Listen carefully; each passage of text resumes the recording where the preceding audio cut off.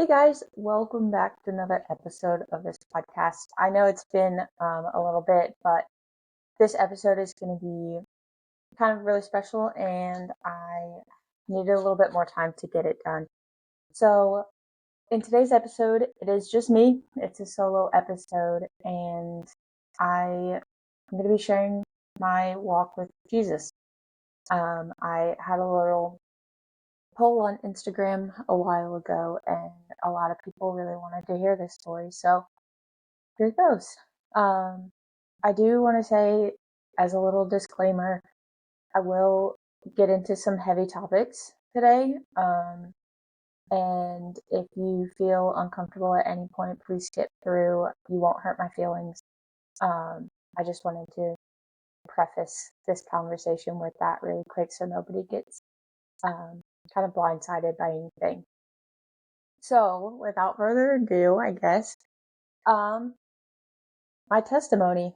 I kind of feel weird calling it my testimony because it's something that I've been learning a lot recently is that it's not my story to tell. And I think that reframing of the idea has given me more confidence in to be able to share it.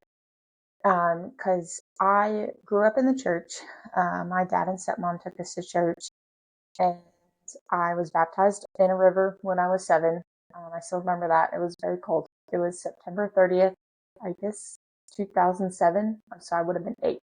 Um, and yeah, we grew up Southern Baptist in the Central Virginia. And I always remember feeling that, like, I knew of God, I knew who He was, but I really didn't feel like my faith was my own until I went into college, until I left and graduated and kind of started figuring out who I was as an adult, as an individual. So in high school, we would go on mission trips every summer. I even worked at a summer camp my sophomore year in college.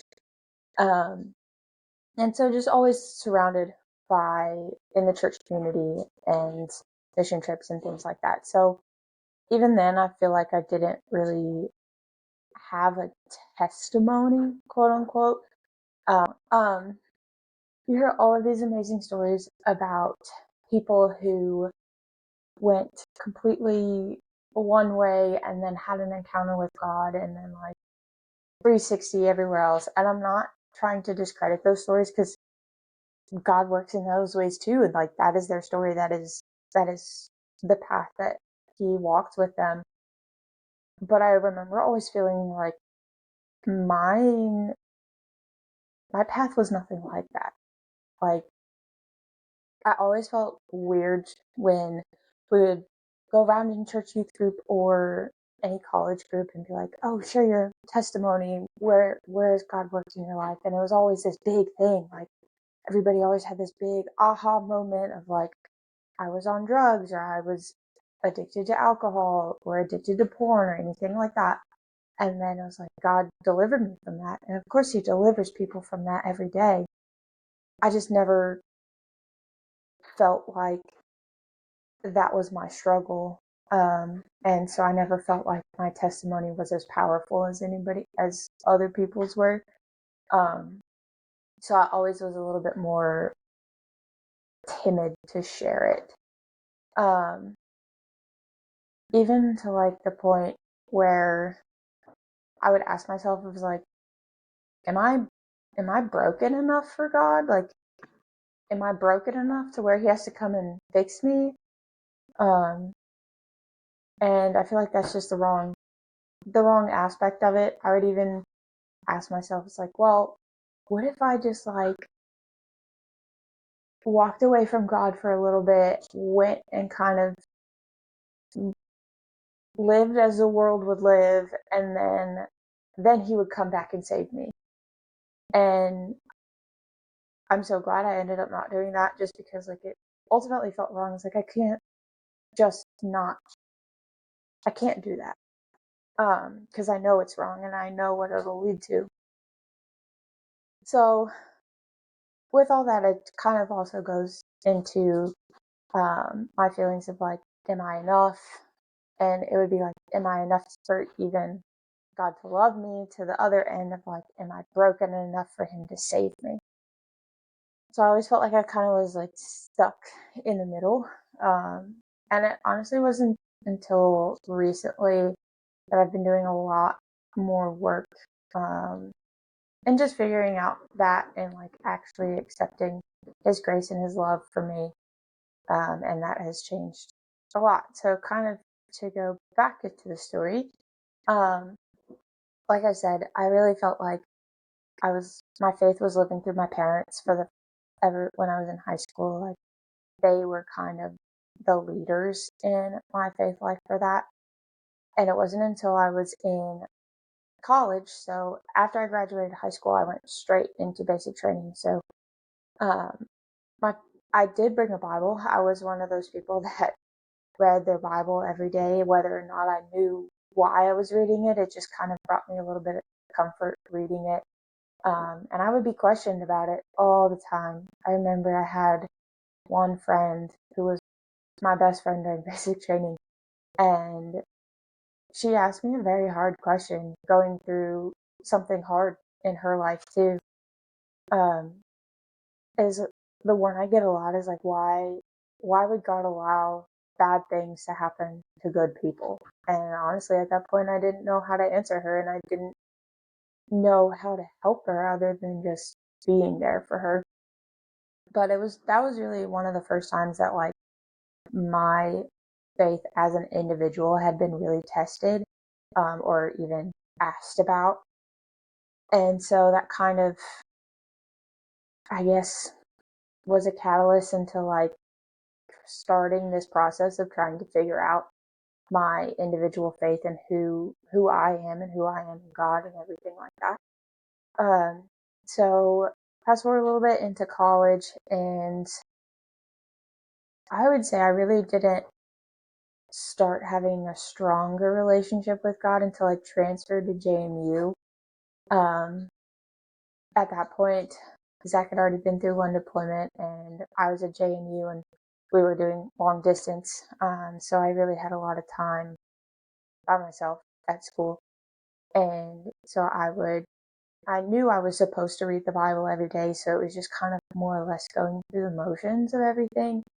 Um, but in that year, junior year, leading up to like our wedding and the second deployment, I really remember like starting to trust in Him a little bit more, starting to try to have these conversations honestly with Him and figure out like why why do I feel like He's getting deployed again, and even to the point where like kind of started making deals with God. I'm like, all right, God, if you bring him back alive, then like I'll do this, this, and this, or like just give me some sort of sign that like he's gonna be okay, that we're gonna be okay, or give me some sort of sign that like this is where I'm supposed to be. I would always ask for like I need a clear sign. God, I was always like I I'm not good. I'm oblivious unless you put it like right in front of my face. I'm not gonna see it. And I will say he did that a few times.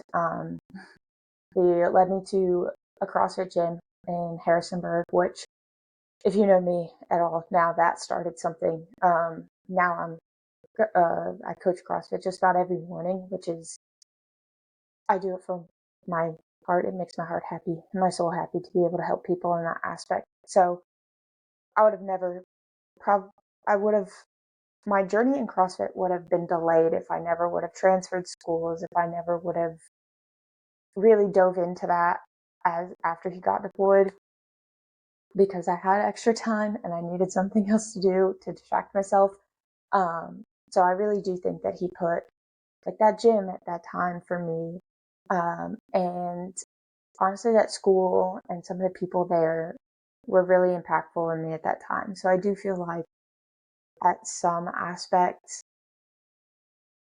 I was still having that relationship with him. Like, oh, I see you working here and I see you working in my life, and I know that I have trusted you in the past, and I will continue to trust you, even though it's still always very hard. And I always found myself in these positions in like big changes in my life where I'm like, all right, I need this sign, I need a sign, I need a sign, I need a sign. And looking back on that now, I'm like, yeah, that helped me then, but is that really faith? Is that really what the faith is all about? Constantly needing this reassurance. So after that, I I graduated JMU and then started applying to veterinary schools, and you'll kind of know that story. Um, but probably the big moment I had in my faith, at least during the vet school journey, was like one, knowing that I wanted to do veterinary medicine. So one summer while I was in my undergrad, I worked at a small animal GP practice back in Central Virginia, and I remember like on one of my first days there, I like barely knew anything, and I remember treating one of the first patients there with the doctor, and I was like, this is it. Like this, I feel comfortable doing this. I feel confident doing this. I feel a sense of peace, and like, okay, this is what I'm supposed to do. And I feel like a lot of people, you can say that like, oh, God called you to do this. Oh, God called you to do this. I could say God called me to veterinary medicine, but something that I've learned recently is that God just calls us to Him. Yes, He gave me the passion for veterinary medicine, and I want to use it, and I want to use it and glorify Him in that way.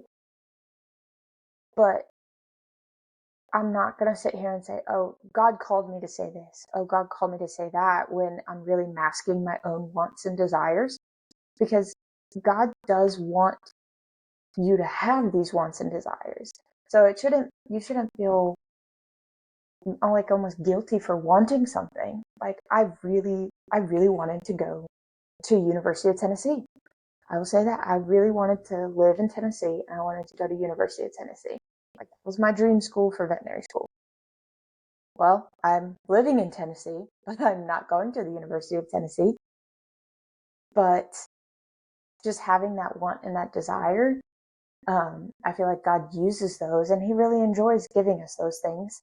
But He doesn't call you to a specific thing, because He ultimately knows what His plan for your life is. And if you say, oh, I want, like, God calls me to do this, God calls me to do that, so that's almost putting you in the driver's seat and Him in like the passenger seat giving you directions.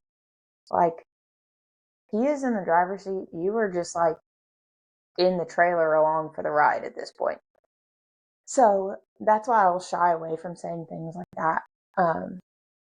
But so I do feel like He gave me this passion for veterinary medicine, and that's really where I felt it. And every time I work in a clinic, I always get that feeling of peace that like this, I want to do this, and this aligns with God's calling, or what God wants for me in my life, because it brings me to Him. This is how I can show His love. This is how I can hopefully be a little bit of a light in this world that way. So that was kind of my first inclining towards veterinary medicine. And then it was my second year of applying to veterinary schools, when I was in San Antonio for the reclass school for the military.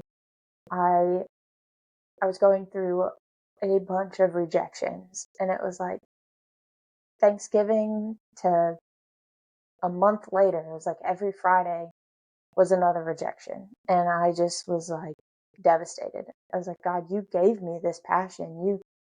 Like, you, I, what am I doing wrong? What else could I do? And hearing those words of just go one more year, and then having, like, being, when I tell you I was devastated, I was like so confused. I was like, you gave me this passion. I'm performing really well in this class. I am I feel like I'm supposed to be in this class. I feel like a military vet is like, I'm excited for it. It's where I should be. But yet every single door keeps getting shut in my face. What am I doing wrong? And yeah, that's all I can say is just like, I, those words, they just came to me, I would say. I mean, granted, there was some outside influence into like listening to a lot of more Nick Berry podcasts at that time, but that's what I needed to hear at that time. Just go one more year. You've prepared yourself well, and now just trust me, basically. Because my application from my second year to my third year barely changed.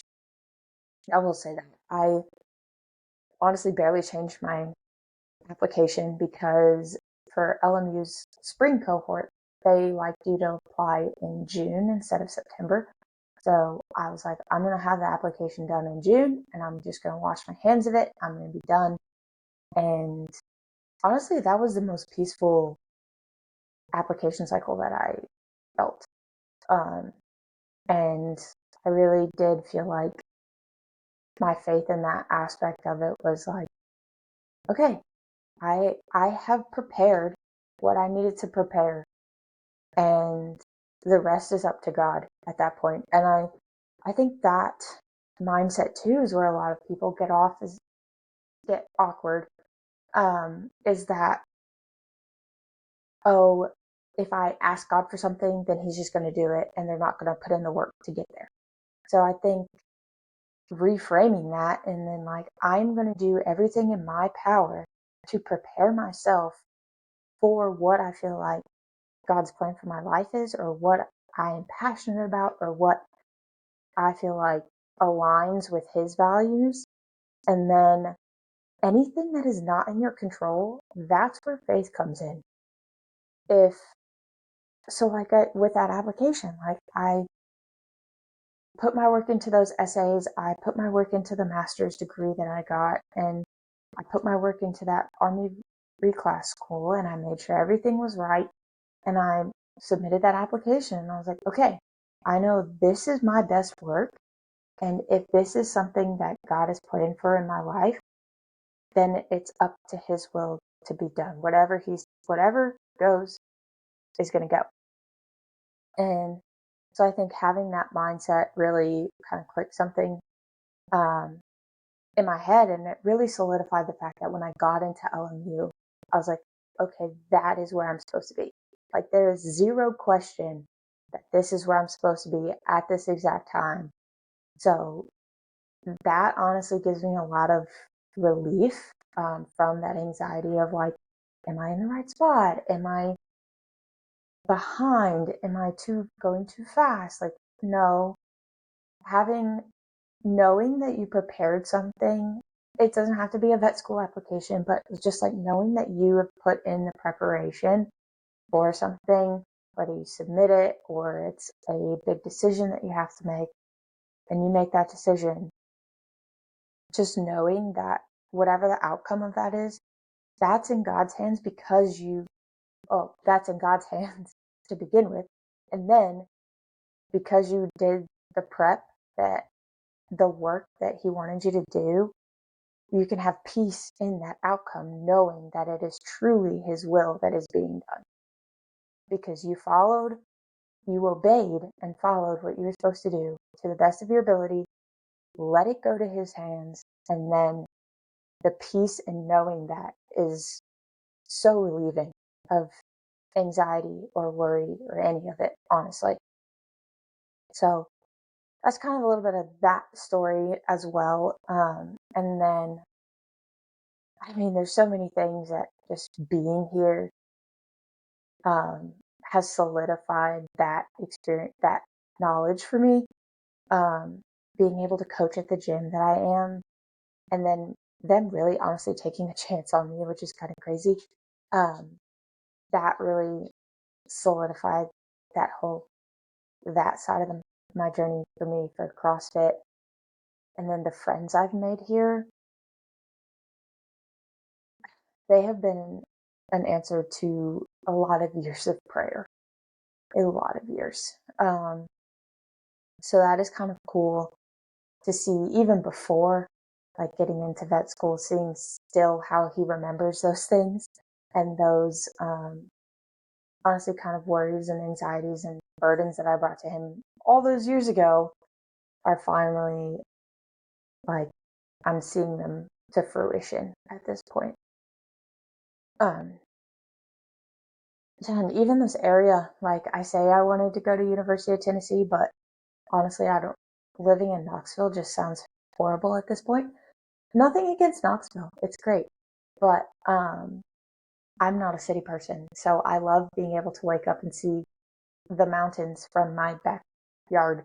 It's kind of crazy, so I definitely feel like we were in the right place. And also, my husband moved with me, so him being able to find a good place as well has just been truly a blessing. So even things that like I wouldn't even know to ask for, um, he had already planned out with the timing and the place and everything like that.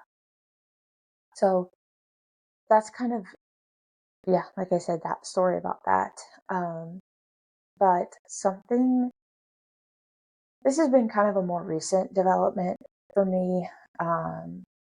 So like I said before, my my faith honestly has kind of grown a lot over the past year, I would say. Um, it kind of started, well, it started last year. Um, so and this is where we get, things get hard. Um, so I struggle with something called PMDD, which is premenstrual dysphoric disorder. So what that is it's very, I'm sorry for the guys listening to this, but we're going to get really deep into the weeds of women's cycles. So it's very cyclic based, and when you're in your luteal phase, right before like menstruation, um, all of your hormones drop, except I think progesterone goes up. So it's like estrogen drops. Usually this is a time of the month where you're more irritable and cranky and you have cravings and bloated PMS symptoms, basically.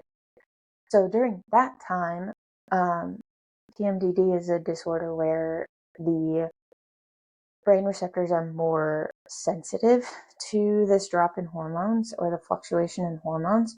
So the symptoms of that get exacerbated by a lot.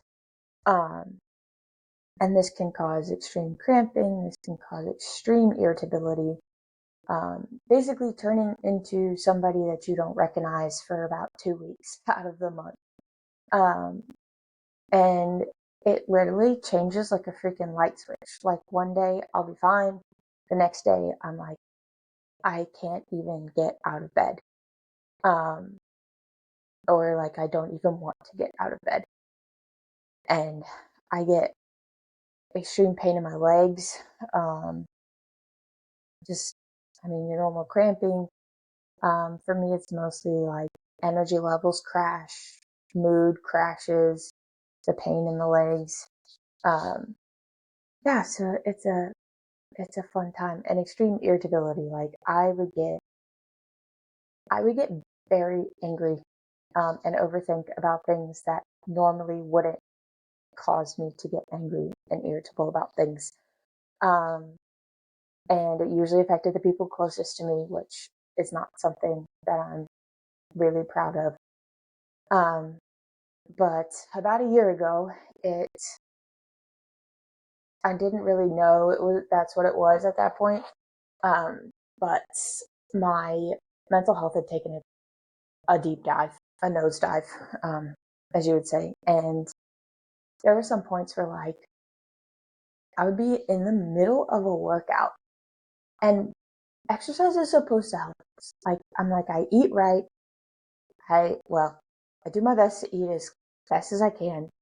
Um, I exercise just about every single day. Like I'm I'm trying to sleep 6 to 7 hours a day. I mean, it's been a little hard with school, but still trying to sleep, still trying to hydrate. I try to like give myself boundaries with school, and So I was like, what am I doing wrong that this is getting so much worse? And so it got to the point where, like I said, I was in the middle of a workout, and okay, pull-ups, gymnastics, not my strong suit. I I was never a gymnast. That is something I will probably forever have to work on. So whenever there's pull-ups in a workout, I know it's going to be hard. So I would like start doing some pull-ups and then get so down on myself that I would almost like I would start to tear up. I was like, I can't stop the voices in my head. They're like tearing me down. I literally physically cannot stop them. And so I'm about to cry in the middle of a workout because I can't get the voices in my head to just shut up. Um, and so that would happen a couple times. And then like I would probably say borderline like just anxiety um episodes. I don't know if it was a full on anxiety attack, but they were probably pretty close. Um and then just the mental health side tanking to where like I I didn't want to get up. The, there was a time, a few weeks, honestly, um, where probably the only thing that made me get out of bed was that Zach was laying in the bed next to me. I had to. Um, but other than that, I didn't really see a reason to, and I didn't really want to. It was felt a little scary. Um,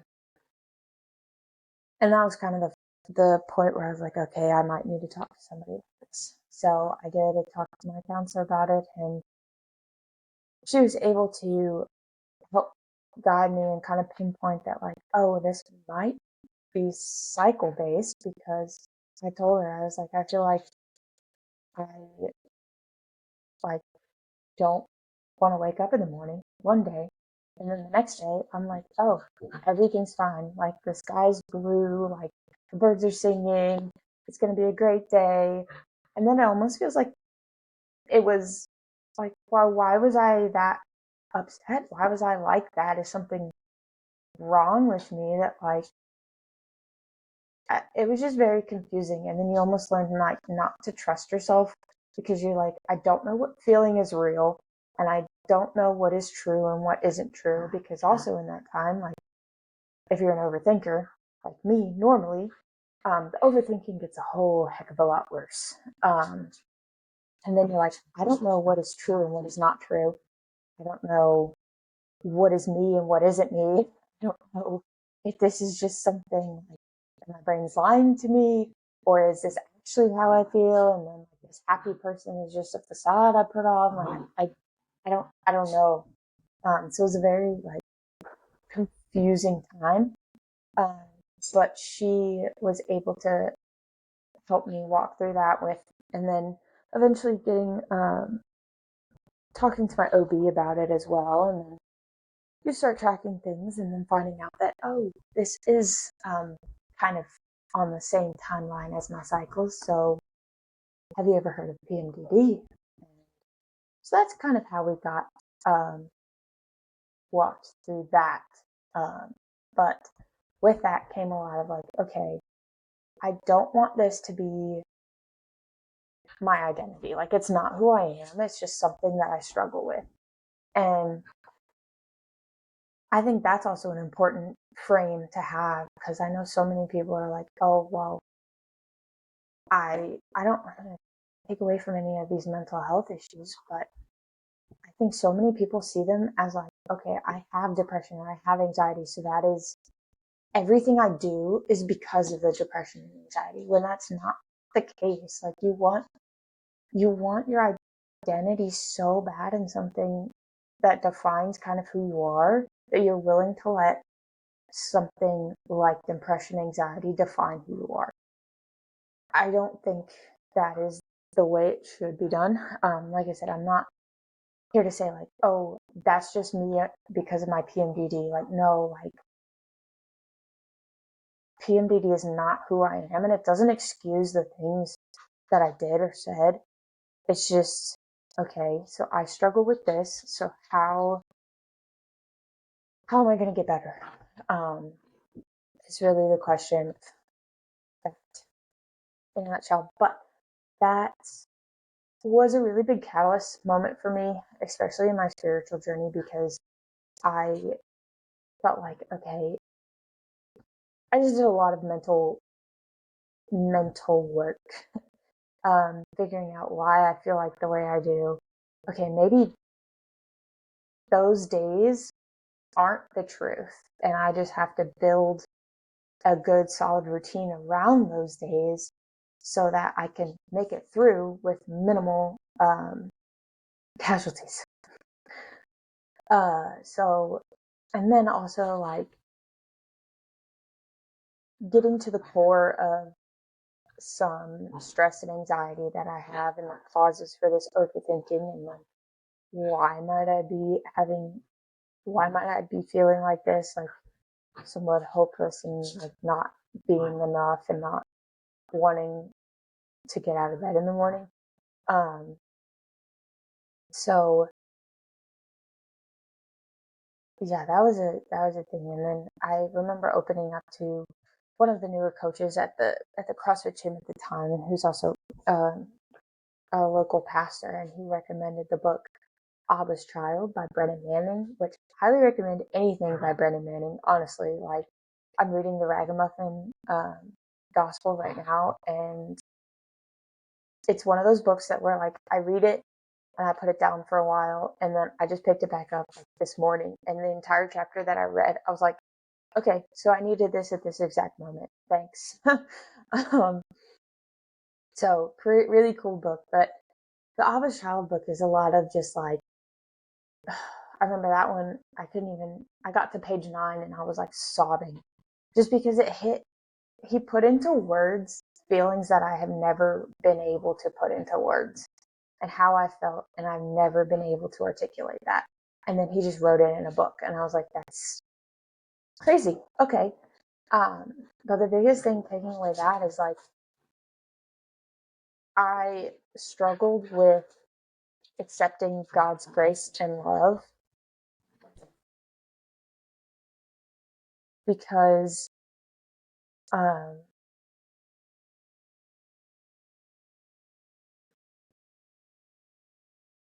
yeah, so I struggled with accepting God's grace and love because I had a hard time giving that to myself. I had a hard time forgiving myself, or not even like forgiving myself, but